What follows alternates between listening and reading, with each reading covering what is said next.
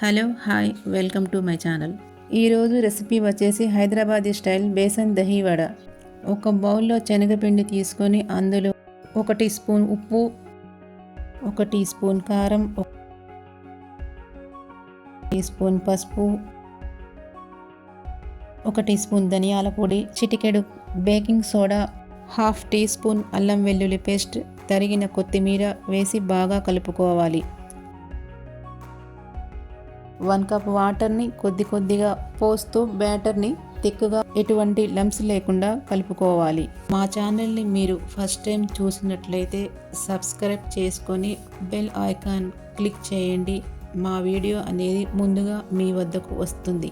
ఒక మిక్సీ జార్లో మసాలా పేస్ట్ కోసం కొంచెం పుదీనా, కొత్తిమీర, కొద్దిగా ఉప్పు, పచ్చిమిర్చి వేసి మెత్తని పేస్ట్లా గ్రైండ్ చేయాలి.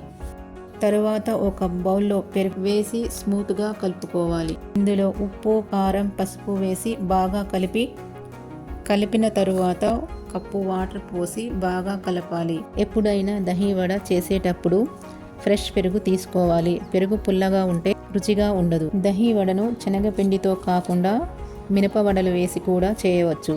అవి కూడా చాలా రుచిగా ఉంటాయి. వడలు వేయడానికి స్టవ్ పై కళాయి పెట్టి డీప్ ఫ్రైకి తగినంత ఆయిల్ పోసి బాగా వేడి అయ్యాక చిన్న వడలుగా వేయాలి.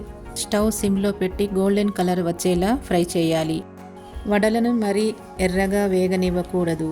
లైట్ గోల్డెన్ కలర్ వచ్చేలా వేగనివ్వాలి. మరీ ఎక్కువగా వేగనిస్తే అంత రుచిగా ఉండవు. ఒకవేళ వడలు గట్టిగా అనిపిస్తే నీళ్ళలో వేసి స్క్వీజ్ చేయాలి. వీటిని ఆయిల్లోంచి తీసి పక్కన ఉంచాలి. ఇప్పుడు పోపు కోసం మరో ప్యాన్ పెట్టి అందులో కొద్దిగా ఆయిల్ వేసి ఎండుమిర్చి ఫ్రై అయ్యాక ముందుగా గ్రైండ్ చేసిన పేస్ట్ వేసి పచ్చివాసన పోయేలా ఫ్రై చేయాలి. మసాలా పేస్ట్ మాడకుండా స్టవ్ మీడియం ఫ్లేమ్లో ఉంచాలి. ఇందులోనే కొద్దిగా కారం, ధనియాల పొడి వేసి కలిపి ఆయిల్ పైకి తేలిన తరువాత పెరుగు బ్యాటర్లో ఈ పోపును వేసి కలపాలి. ఇప్పుడు ఫ్రై చేసిన వడలు ఈ పెరుగు మిశ్రమంలో వేసి కలపాలి. 10 నిమిషాలు నాననివ్వాలి. ఇలా ఉంచటం వలన వడలు సాఫ్ట్గా ఉంటాయి. ఎక్కువసేపు నాననివ్వకూడదు. వెంటనే సర్వ్ చేస్తే చాలా రుచిగా ఉంటాయి. పెరుగు వడలు రెసిపీ రెడీ.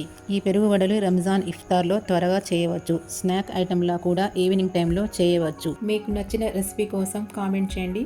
Thank you. ఈ రెసిపీ మీకు నచ్చితే మా ఛానల్ని లైక్, షేర్, సబ్స్క్రైబ్ చేయండి.